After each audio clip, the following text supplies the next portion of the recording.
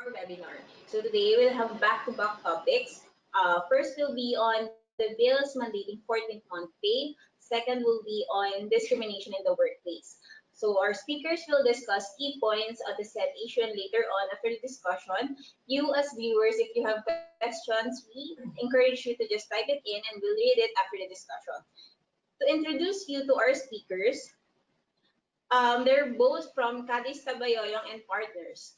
So uh, first speaker is the managing director of Cadiz Tabayoyong and Partners, earned his BA Political Science, cum laude, and Bachelor of Law degrees from the University of the Philippines.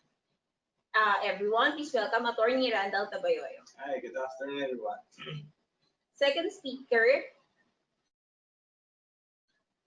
she obtained her humanities degree with proficiency certificate in political economics from the University of Asia and the Pacific. She then obtained her law degree from the University of the Philippines. She was likewise admitted to the New York Bar. Please welcome Attorney Maria Carmela Franco. Good afternoon, everyone. Okay, so let's start our discussion on bills mandating 14th month pay. To be discussed by Attorney Carmela. Okay, so before we go into the bill proposing a 14th month pay to employees, let's go first to the current state of the law, which is that rank and file employees are entitled to 13th month pay.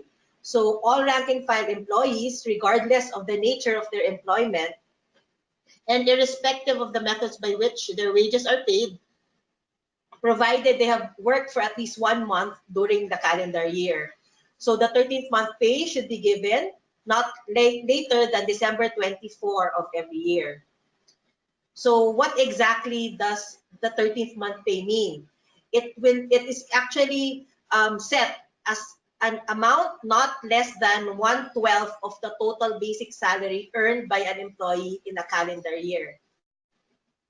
So what does it include? It includes the basic salary of an employee, including all remunerations or earnings paid by his employer for services rendered.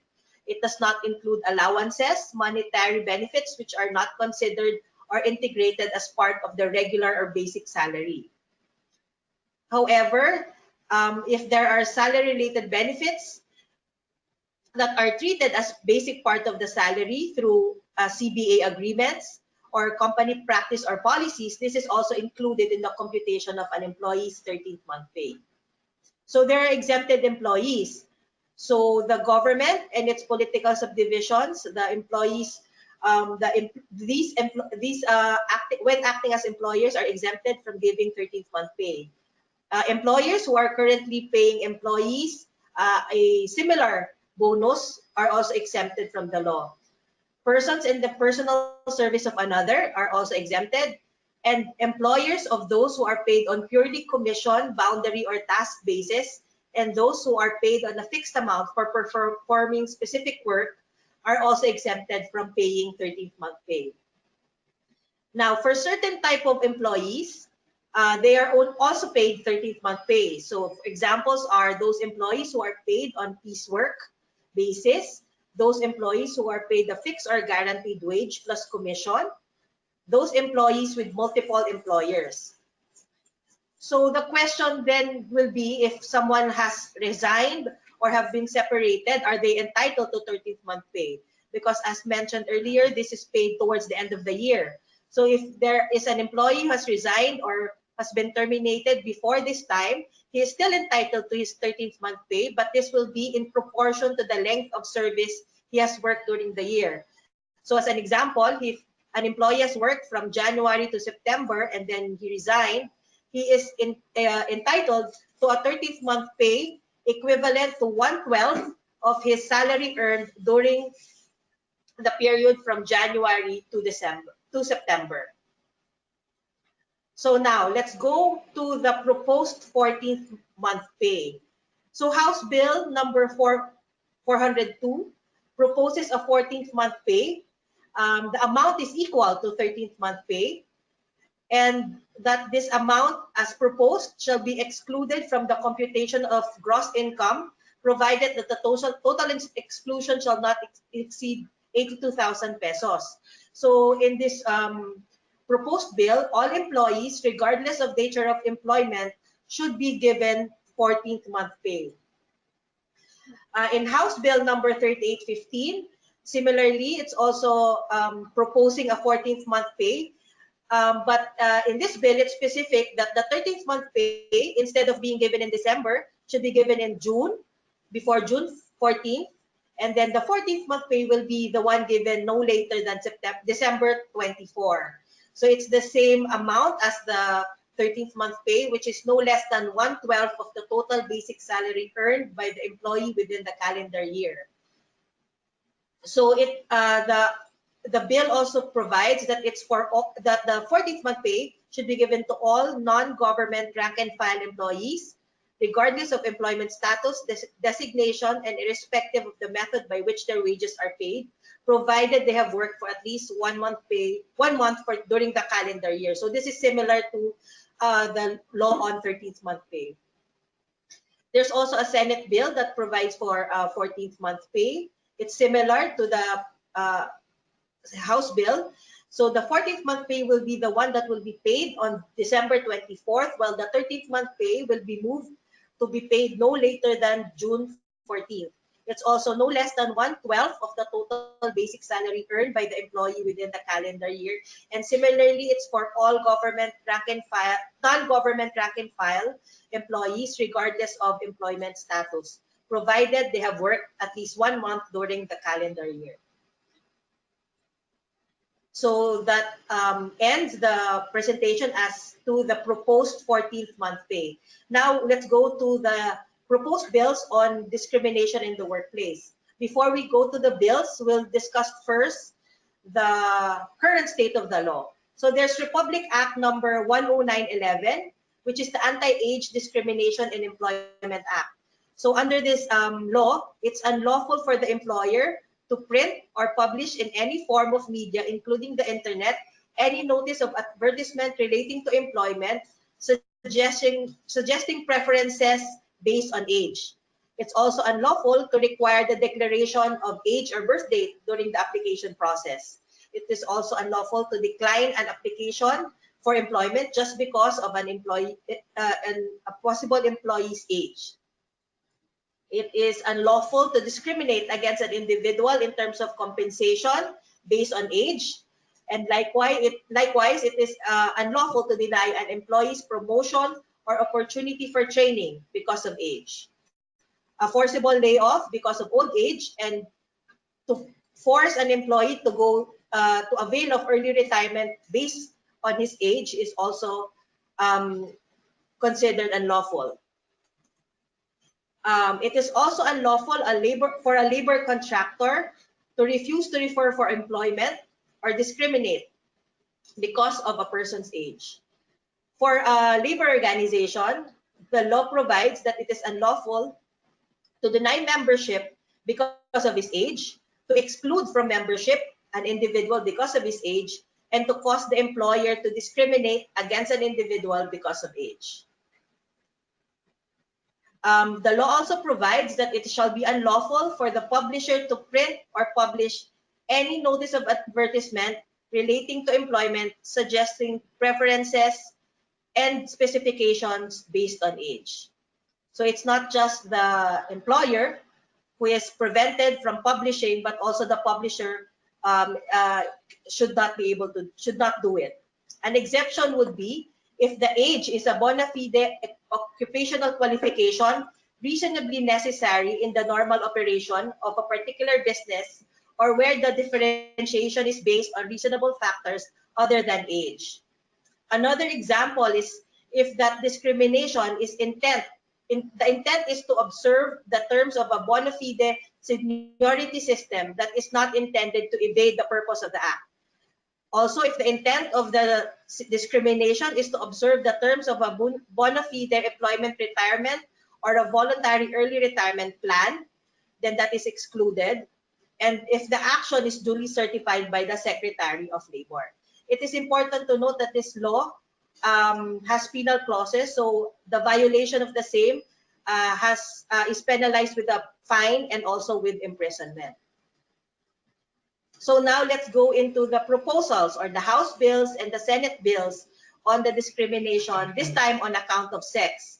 So House Bill number 6769 and Senate Bill number 892 provides that it shall be unlawful for an employer to discriminate against any woman with respect to the terms and conditions of employment solely on account of her sex.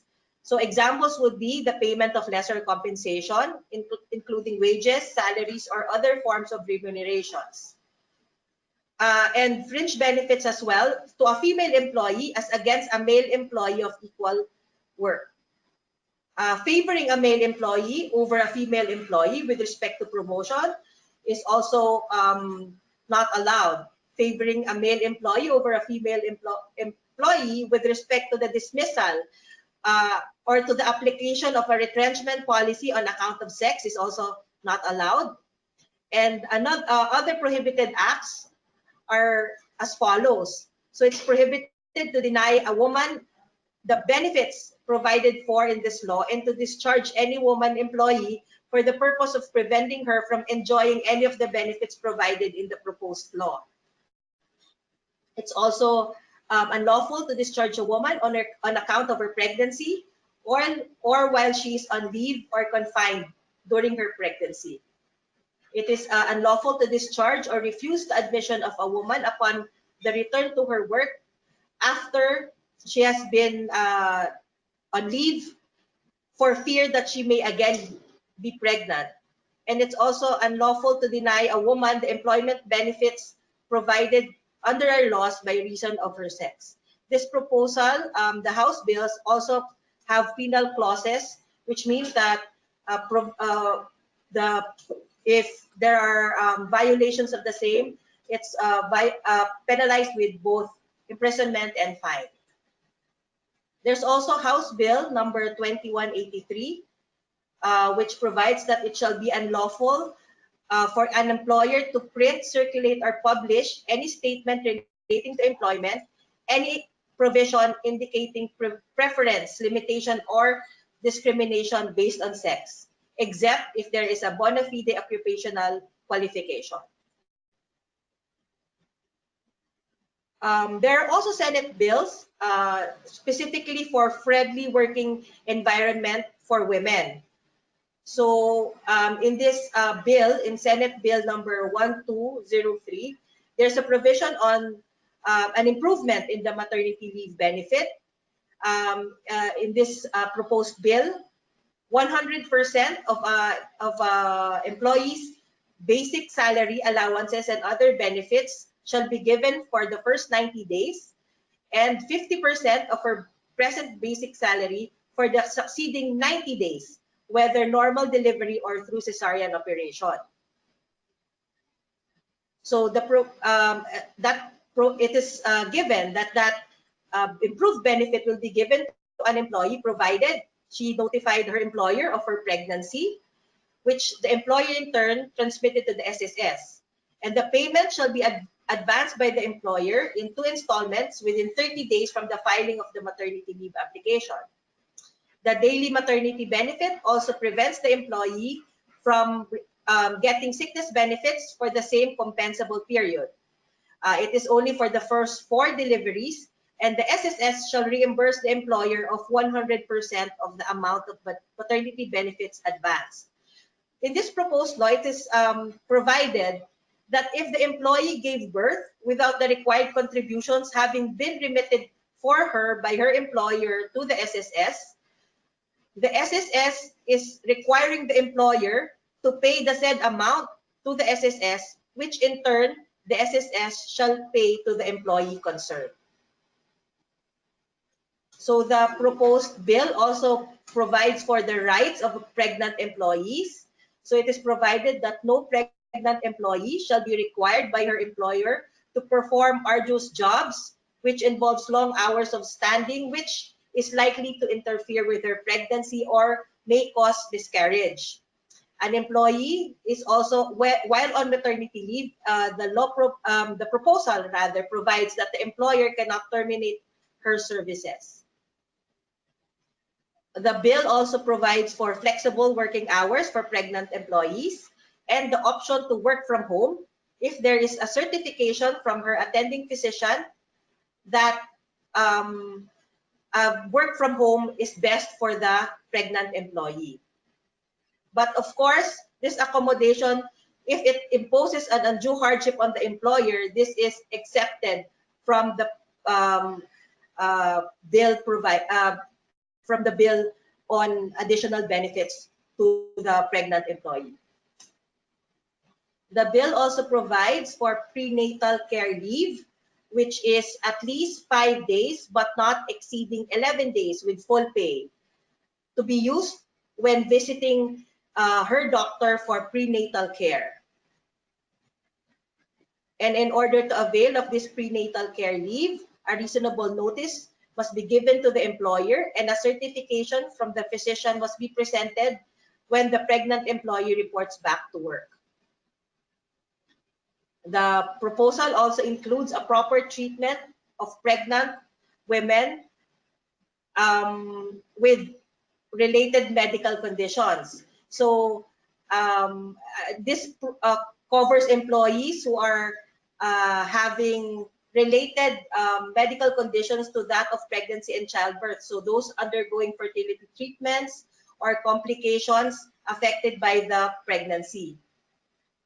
So those who have suffered miscarriage, stillbirths, or abortions arising from a direct or indirect result. Accommodations for women employees with pregnancy-related medical conditions may include temporary transfer to a less strenuous or less hazardous position if the employee so requests upon advice of an attending physician. Unless, of course, this accommodation would impose an undue hardship on the employer. The bill also provides that no employer shall refuse to hire a woman because of by reason of her pregnancy or because she might be pregnant in the future. The law specifically provides for, the proposal specifically provides for rights of women working in manufacturing firms. Women workers may be given the option to be assigned to day shift. The shift timing of the woman cannot be changed without at least 24-hour notice. And women are not allowed or should not be allowed to work in a hazardous occupation that will endanger their lives and limbs or would prevent them from conceiving. The law also provides for, the bill also provides for measures to avoid sexual harassment in the workplace.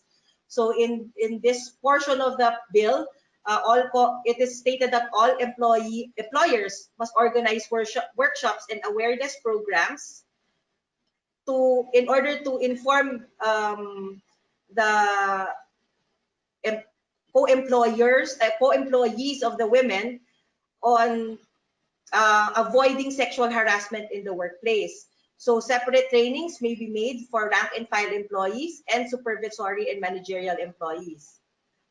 The training should teach employees what sexual harassment is and explain that employees have a right to a workplace free of sexual harassment, and there should be a discussion on the complaint procedure and to encourage employees to avail of the grievance machinery of the company.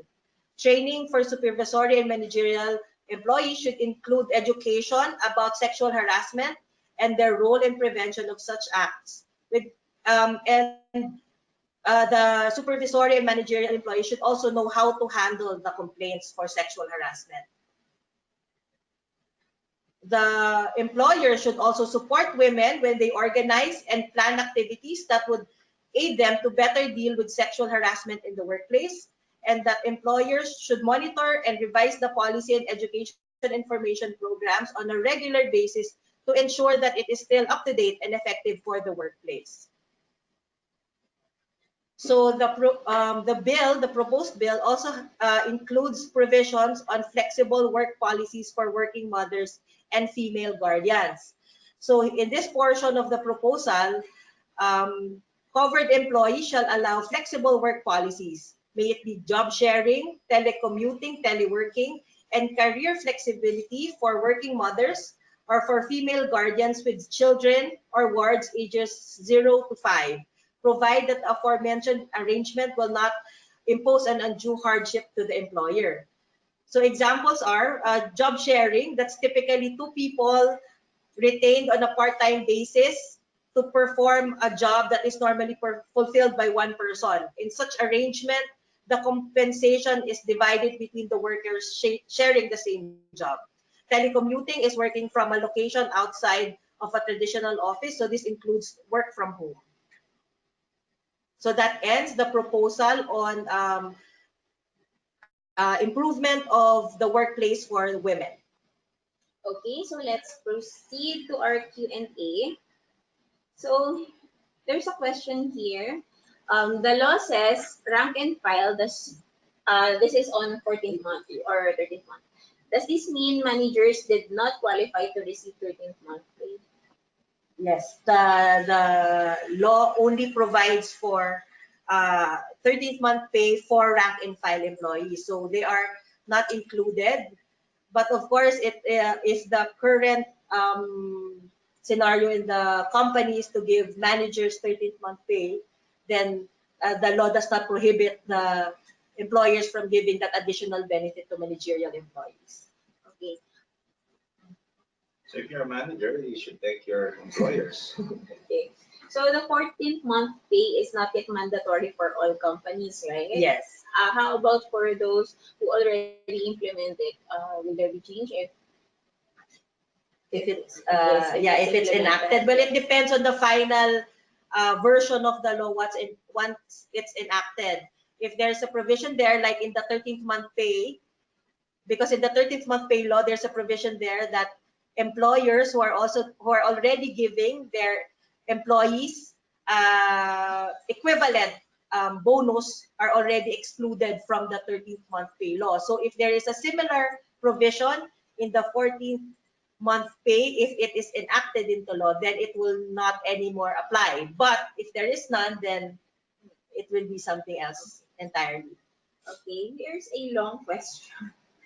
In the women's fight against inequality, a struggle for salary equalization and equal job opportunity, this will be another burden. Private companies will now really choose men over women for a specific position unless the female candidate has outstanding credentials. Double standard, is it? While men can settle for mediocrity, women must prove more in order to win the job. Why would a company hire you if they know that you have potentials to burden them with more than 3 months paid leave without output? So what can you say?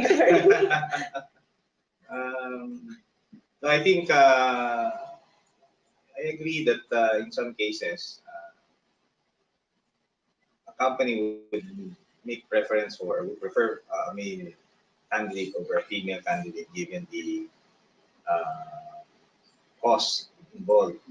But by and large, I think the workplace is becoming more and more open for women employees. And I think you just have to look around in a company to see how many are female employees and how many actually are male employees. And you would see that there is now an acceptance that as far as gender equality is concerned. Okay. Is it okay to terminate a pregnant employee, extended probationary? She failed the job performance assessment for the second time. Um, so the woman is pregnant Yes. and nagkaroon ng job assessment or evaluation and that she failed it the second time. So if, I suppose the question says, is assuming that the first job evaluation, she failed it, correct? Yes. It says here extended probationary. Extended, the probationary period was extended. Okay. Is it okay to terminate that employee? Well, number one, it depends, because we're not really, we don't know whether the extension of the probationary period falls within the exception because under the law, probationary period is only for 6 months and you cannot extend it. Although we recognize certain exceptions and that is provided under case law, but you will have first to qualify for probationary, for the extension. Let's just assume that you qualified. So if the ground for non-regularization is failure to qualify for regular employment, for as long as there's no showing that it was due to pregnancy, then I suppose then you may not extend regular employment. But this is a general answer because we have to look into the facts and circumstances of your case before we can even conclude that you can validly dismiss or validly not extend regular employment. Okay. I think I'm excited to dito. Is the 14th month pay going to be approved by law in 2019 or end 2018? We don't know yet. We don't know yet. Sana. Okay. What if the employee resigns within the maternity leave? Then the employer paid in advance the required government benefit, to whom the employer shall reimburse its advance payment.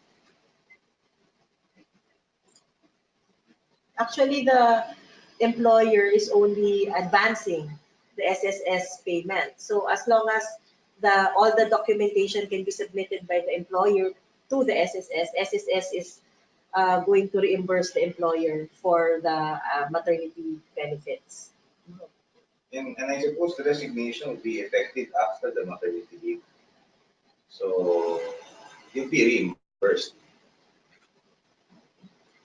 In our company, aside from the 13th month pay, we also have a quarterly performance bonus system, which is about 25% of the salary. This bonus effectively is a 14th month pay. Do we consider? Oh, well, it's a performance bonus. So, but we don't know. Again, I will predicate my answer. I mean, I will say first that it's just a bill, the 14th month pay. We don't know the final version of it. But if we're example that the bill becomes into law, that 14th month pay is not based on any performance score. So it is not technically the same. It is not because I assume that the quarterly performance evaluation changes if you're performing well or not, while the 14th month pay as proposed is 1/12 of your salary for the year, regardless of how well or how poorly you perform. Okay. Some female employees report back to work early after giving birth, say after 45 days, but they are already paid for their maternity benefit. I'd like to know. I'd like to know what are the implications not just to the health but payment given to the female employee.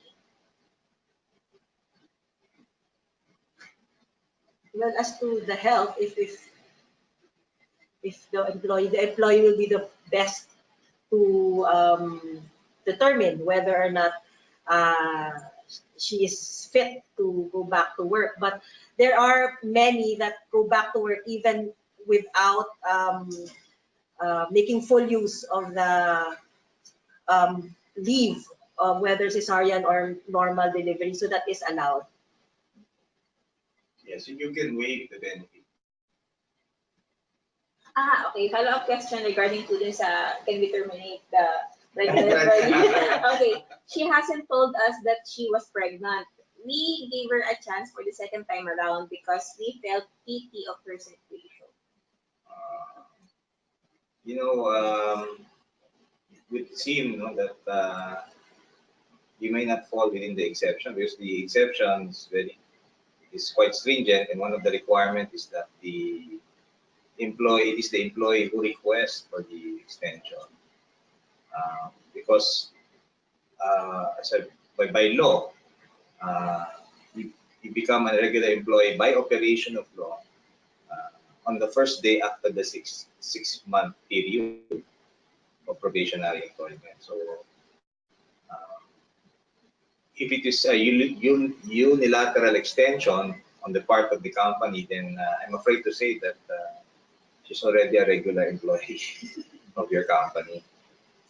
Okay. With the proposed 14th month pay, is it legal to convert that quarterly bonus to be our 14th month pay, or should we provide 14th month pay and a separate quarterly bonus in light of non-diminution of benefits? This presupposes it will be enacted into law. So if it does, then it will be separate from the current performance bonus. And as you mentioned, you cannot remove it because if it's already, I'm not sure of the details, but I will assume here that it has already been given for a while. It's a company practice to give, and it's already a set additional benefit for the employees who perform well to receive these bonuses. So you cannot remove it because that will be diminution of benefits. Okay. If the employer gives early retirement program for employees, and the employees availed it voluntarily because it really affects the productivity, would that be a violation of the law? And the the discrimination on age law is specific on those where it's the employer who decides to remove these employees to make them avail of early retirement. So if it's voluntary on the part of the employees, then that's a different matter entirely. It doesn't fall into that prohibition under the law. Okay. During her probie period, employer may terminate okay. Employer may terminate probie period if probie did not meet company standards. What if the probie uses her pregnancy as the reason why she can perform well during her period? Are we violating the law if in case we terminate her?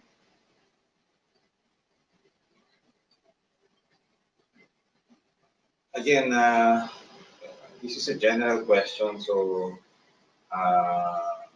because there might be some facts and circumstances there that we are not aware of. But in general, I assume that when you hire this employee, you you were aware that she was pregnant. That's one, and then number two, uh, also when the pregnant employee was hired, uh, and the standards were made known to her, then she was aware about the standards. So the question here really would be more on the standards. Now, are the standards reasonable for as far as a pregnant woman is concerned? And if your answer is yes, then and she fails to meet those standards, then yes, you may not extend regular employment to the pregnant employee. But that, again, the question is quite refers to a general matter, and so this would my answer would vary depending on the facts and circumstances of your probationary employment. Okay. What if employee decided to resign after maternity without submitting all necessary requirement needed to reimburse the advance amount to SSS? How do they propose that we recover the advance payment to SSS? Um, Normally, some of the requirements are given prior. So like the notification that the employee is pregnant. So if those, I would, the best thing if I were the employer would be to get in touch with SSS and ask for which documentations they can get, and maybe to talk to the employee as well to get some of these documents so that the employer will be reimbursed because these documents, as mentioned during the last webinar, the certificate of live birth are necessary. So um, we need to get in touch with the employee concerned, and also best would be to get in touch with SSS as well to get their input on what would be the best manner by which you can get that reimbursement if indeed you cannot anymore contact your former employee. What if the employee who just gave birth went on a wall and has not submitted any requirements? How can the company reimburse? This has been a huge concern for us since we cannot reimburse from SSS due to lack of requirements. Similar to the other one. Maybe yeah, if the employee goes on a hold and they're still having a difficult time recovering the documents, well, I suppose she still has some amount of salary left, no, from the 13th month pay perhaps, or for the SLDL commutation, then you can withhold the payment of this money to your employee pending the submission of this other document. Okay, if we allow the employee to go back before end of maternity, won't that be double compensation since she was supposed to be paid for the computed days of maternity period? The benefit there though came from the SSS. The employer just forwarded it. So in this case, there it will once she starts working, the payment here would be just for the payment of the current work. Since the benefit did not did not come from the employer, but as mentioned, is part of her SSS benefit. For the 13th month pay, what's the minimum tenure of an employee for him or her to be entitled to it? As mentioned, it was one, as long as you work 1 month within the calendar year, then you will be entitled to a proportionate amount of that 13th month pay. Are the contractuals or short-term contracts entitled for 13th month pay if the agreement has no employer-employer relationship? Hmm? Hmm. Ano kaya? I wonder what is she referring to there, or he or she referring to? Contractual Yeah. in the absence of an employer-employee relationship. Yes. Um, if the question pertains to the only instance where you have a contractual that there's no employer-employee relationship, I think that would be a consultant.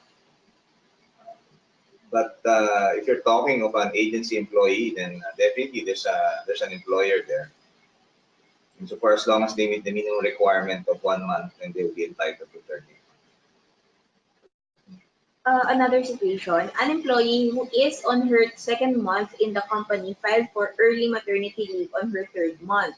Since this will not give ample information to assess her performance to be a regular employee, she requested her probationary extension upon her return, which is after her 6 month. What's the risk if we allow this probationary extension? Note, she submitted a letter and we granted it via an official letter. I guess this is about maybe this is the follow-up to the earlier question. Tama ba? Well, if that is the case, so but can I still go back to the questions? For the first 2 months she worked, and then on the third month she went on maternity leave. Then she requested for provisional extension. On the third month or on the 6th month. Upon her return, which is after her 6 month. Upon her return, oh, After 6 months. um, there was no action prior to the expiration of the 6 month period on the part of the. Yeah, they granted it though.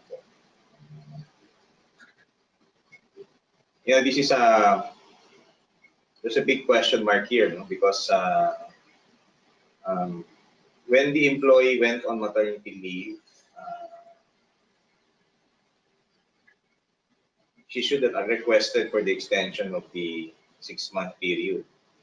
Um, because you because under these circumstances, the company should have evaluated her performance for the first 2 months to determine whether she would be given regular employment. The fact that she went on maternity leave does not suspend as well the action of the company as far as the probationary employment is concerned. But since when she returned, she applied for an extension, I suppose, based on what you've disclosed to us, there there's probably an understanding between you and the employee that the probationary period was suspended. Otherwise, why would she request for an extension if it was never suspended? So if that is the case, then yes, you may grant the extension if you think that the remaining period of 4 months will not be enough to evaluate the performance of the employee. But ideally, you should be able to make that evaluation within the remaining 4-month period. Is it okay to require an employee who is on maternity leave to go back to work before her leave finishes due to business need?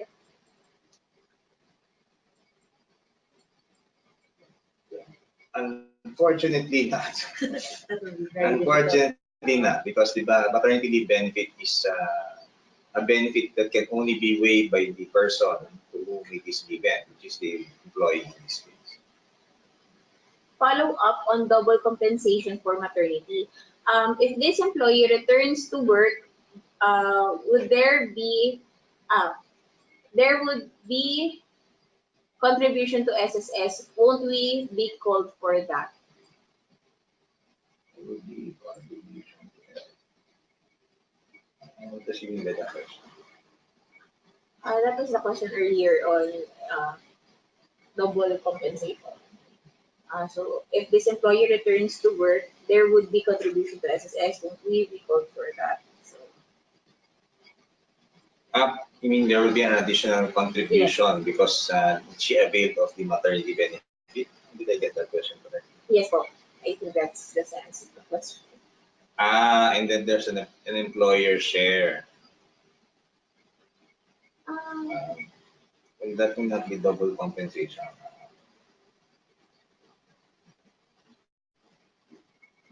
isa lang po. Yung question po kanina din sa contractual. Okay, consultant-based work daw po. Ayun. Okay. Yeah, so it's a consultant. That depends on your consultancy agreement. Okay, siya rin po nagtanong, during the 6 months probation period, is the employer can still extend the probation? During the 6-month period, and the employee, Employer can still extend the unfortunately not. As I've said, unilateral extension of a probationary period by the employer is not allowed. probation. Okay. Will we violate the law if the reimbursement will be given to the employee after her maternity leave and provided the necessary documents? They gave maternity leave benefit, or they haven't given it because they require for the documents. I think they have given it. A follow-up question po kasi kanina, parang they have given it in advance. Okay, and then, ano ito na? Will we violate the law if the reimbursement will be given to the employee after her maternity leave and provided the necessary documents? If they advance it, then the reimbursement should be with them, right? Yeah. And nabigay naman daw po yung necessary documents. If they've already given the benefit, then the claim for reimbursement would be given to the company because they already advanced the benefit. Or is the question, can they not release unless... Can they not release the benefit?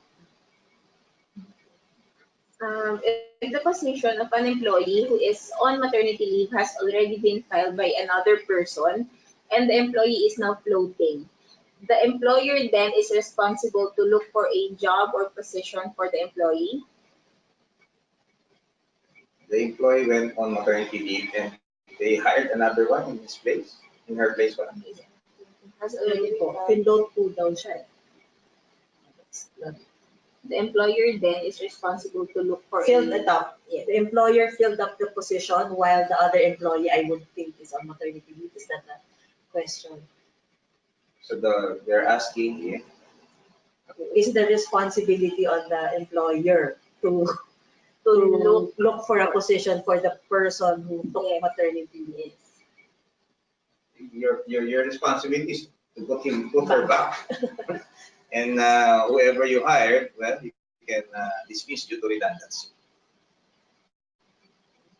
With With regards to maternity benefit, currently SSS has this salary bracket or table as reference or basis for the computation and has maximum salary bracket of 15,000. But based from the proposed Senate bill, it will be the basic salary of the employee and the SSS shall reimburse the 100% of it. Does it mean that there will be a new computation and SSS may consider increasing the contribution considering higher cash disbursement? That's the proposal. The proposal, as you mentioned, that's correct. The proposal is for, instead of that bracket system, it will be 100% of the employee's salary. And it will be the SSS who will pay this to the employer. The employer just advances it to the employee. So whether or not SSS will in turn increase the rates or the yung sisingil, possible. It is too far removed already. Maybe they will, because now the benefit has increased. It will but again, this is in the proposal only, in the proposed bill. The maternity benefit there is increased. Yes. Can an employee still avail of a holiday pay if she is on maternity leave? Can she avail? Yes. Yes.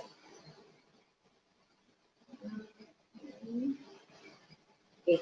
Is 13th month pay form part of gross compensation and therefore submitted to SSS premium contribution? Same with 14th month pay. In the proposed bill, the 14th month pay is excluded, but there's a mentioned amount, I think 87,000. 2,000. Yeah, yes. So it's excluded as long as it doesn't breach that amount. Will we violate the law? This is just a clarification with the earlier question, parang magulo yung question kanina.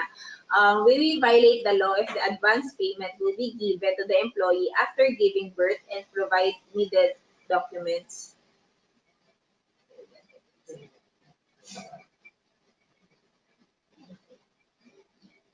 Okay, I think this is the last question na. Is the Senate Bill 1203 proposing 180 days? First 90 days is 100 basic pay and succeeding 90 days is 50% of her basic pay. Is that correct? Yes, that's the proposal. Okay, are there any more questions pa? Okay, we still have time. Okay, so ako na magtatanong since this is on age discrimination kasi yun nga, as I mentioned earlier, yung job fair namin, marami nagtatanong, curious sila, like 40 plus years old sila, 50, if they can still apply dun sa mga companies na nag-participate sa amin. So, sa inyo po, what do you think yung, despite of their age, yung may improve pa nila on their side para ma-employ pa sila at their age? Yes, they can always apply. I think the law on age discrimination is clear. They cannot be turned away or turned down just because of age. So they can just still submit the application. Of course, we should not immediately think that they're being discriminated on account of age. If they're not accepted, the company has a criteria by which they will evaluate their prospective applicants. Okay, so may nagtanong na po. You noted that pregnant women be given an option for only day shift if in the manufacturing industry. Are there any requirements for the BPO IT shared services industry? You noted that pregnant women... Ayun. Ulit. So I think that's on the pending bill. Yes, that's on the pending bill, the proposal.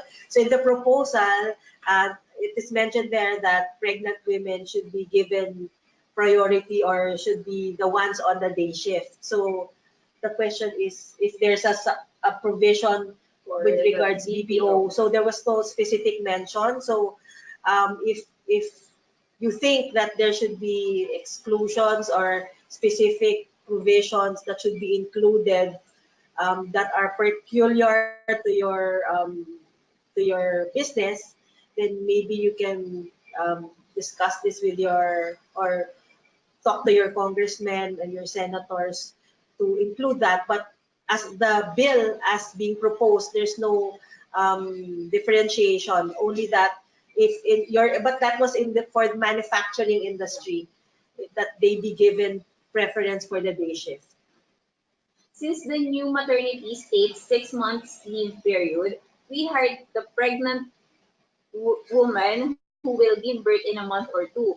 How can we regularize if she only has a month or two performance record, which is basically still in training and not an actual on the job? Can we tell that to the employee so she can ask for extension? What if she doesn't voluntarily ask for it? Um, I assume from your question that you hired the woman knowing that she's pregnant. About to give birth Ayan, knowing that she's pregnant. So that is why she only has 1 or 2 months of performance. work performance before she goes on maternity leave. So if that is the case, then um, that is now the risk that you're taking by hiring the pregnant woman because you are now limited to just 1 or 2 months. Now, in this particular case, if at the end of the second month her performance does not meet the required standards, then you have to communicate it to the employee and let the employee decide whether she still wants to ask for an extension or not. If she doesn't, then given the fact that we cannot anymore evaluate you in the last 4 months, then we will not anymore extend regular employment. But if the employee requests, then probably out of your magnanimity, you may want to give her the extension. Okay, on SSS maternity benefit again. Can we give part of the SSS maternity benefit in advance, then the rest be given after the requirements are completed? So parang installment. I think the benefit should be given as a whole. I don't think that there is a option not to give or to hold it hostage because the employee, that's her benefit, and she will need it while on leave. So to hold it hostage to the submission of the requirements. But even before there are certain requirements that she can already give, then you can already collect it, the requirements that are already available. But yes, the benefit should be given because it is clear that that is her benefit, and the employer is just forwarding it, and the employer is expected to get a reimbursement from the SSS.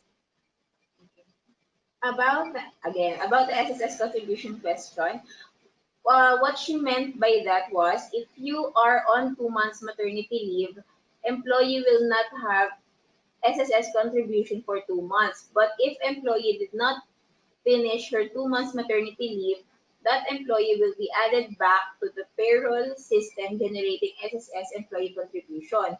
Will the employer be called for it if SSS notices that the employee who is supposedly on 2 months maternity leave has a contribution for that month or those months? I see. Okay. Um, you just have to disclose that the employee got reported back to work. And I suppose what the SSS will do there is that they will just uh, fix the benefit to say 45 days if the employee reports on the 46th day. Are there laws allowing or supporting affirmative actions such that female employees are better represented in, for example, leadership roles? Are they, sorry? Are there laws allowing affirmative actions such that female employees are better represented in, for example, leadership roles? Well, the Magna Carta for women provides for that certain representation in different aspects of the community, of society, that women are given more roles, given importance, given training, so that um, they can empower and get also the required help from society by virtue of being women. So yes, of course, there are additional proposals or bills, and that those are also always welcome. I have from Mr. Lagurin, I have raised it up to the DOLE if what should we do if the probationary employee failed the probationary period, if we would like to give her a chance to see if there are any improvements.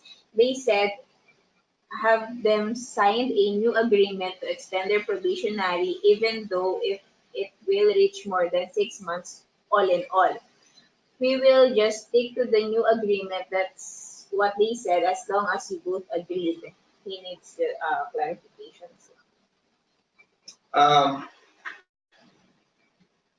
with all due respect to whoever you talk to, though, the state of the law is this: the probationary period is only for 6 months, and at the end of it, you're either extend regular employment or dismiss him for failure to qualify for regular employment. If you fail to give any notice to the employee that that he or she failed to qualify for regular employment, and therefore is being dismissed, then he's considered by operation of law a regular employee. Okay? So that is the state of the law that you have to overcome when you extend a probationary employment. So while it is true, that there is an agreement, then that agreement will be recognized by law. Um, but you have to understand that you are dealing here with an exception. And it is not easy to prove an exception in court, especially in our labor courts, where the disposition is to resolve any doubt in favor of labor. So if in your extension there arises a doubt on whether the employee really voluntarily requested for an extension, then that doubt will be resolved in favor of regular employment. So that is why, as far as probationary employment is concerned, while we have an exception, it is actually my recommendation that you just don't extend anymore. I mean, if they really didn't qualify for regular employment, um, then that's the end of it. But if the employee requested and you feel that the employee can improve, then and that is where you can now apply the exception. But being an exception, as I've said, you're playing there with a lot of risks. And so, as against that and against what is the requirement of the law, I would rather that you err on what is required by law. The proposed bill for 14th month pay states that 13th month must be paid not later than June 14, since the basis of the 13th month is the basic pay, and if the employee will have absent without pay after the period of June 14, can the employer deduct from the 14th month pay any adjustments incurred due to absences without pay? Ah, yes, in that case, assuming the 40-month pay law comes to fruition, and ang nangyari dun sa tanong, no, magkakautang yung empleyado because I assume um, he got a full 13th month pay, but in fact, he had several absences afterwards. So yes, the employer can um, withhold a certain portion of that other pay because of the unauthorized absences. And of course, in the computation of the 14th month pay, the absences will now be taken into consideration. Okay, last two questions. Is it acceptable that extension of probate period for employees going on maternity leave to be part of our company policy? That is for them to complete the prescribed probate period, excluding the days that they are on maternity leave. I would not recommend that you put it in policy. As I've said, extension of the probationary period is an exception to the rule, and it's not easy to prove in court. What even more, if it becomes a policy, because if it's now a policy, then you now have a unilateral extension of probationary employment by the company, which is not allowed by law. So I think for this particular purpose, you approach it on a case-to-case basis.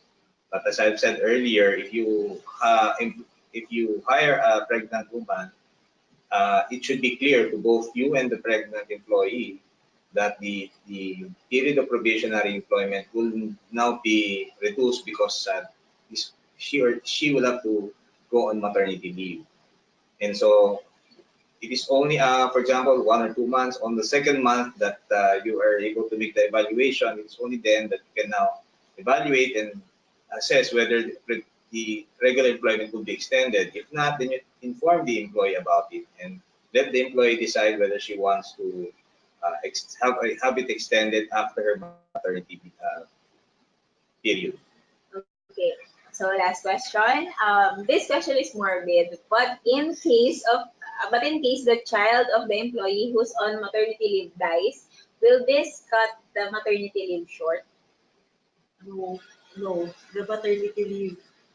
Actually, even if for stillbirth, for um, pag hindi na tuloy yung, I mean, pag premature, it doesn't matter as long as um, you underwent that operation, you will get that leave benefit. Okay. Okay, so I think we need really to answer this question of Mr. Balingit. What if the advance payment for maternity will be given to the employee after that employee provided the required documents for the reimbursement, especially the birth certificate? Will we be violating the law? This is due to all cases. Our worry is what if the advances is bigger than the remaining claims to be whole? Mm.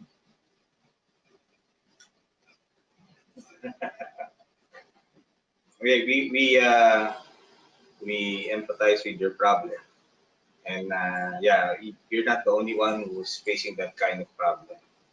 Um, Unfortunately, the way it is being done is that really the company advances first and then makes the necessary reimbursement with the SSS. They just have to probably be more creative in finding ways in having this document secured so that you can get the necessary reimbursement from SSS. Okay, so that's it for today. For those who still want to ask questions, you may go to our website. It's www.teamup.org.ph, and you'll see an icon there, HR Help Desk. Just type your questions there, and we'll forward it to our lawyers. You may also like our Facebook page for more updates and learning sessions. That's all. Thank you, Thank you. Thank you very everyone. much. Salamat.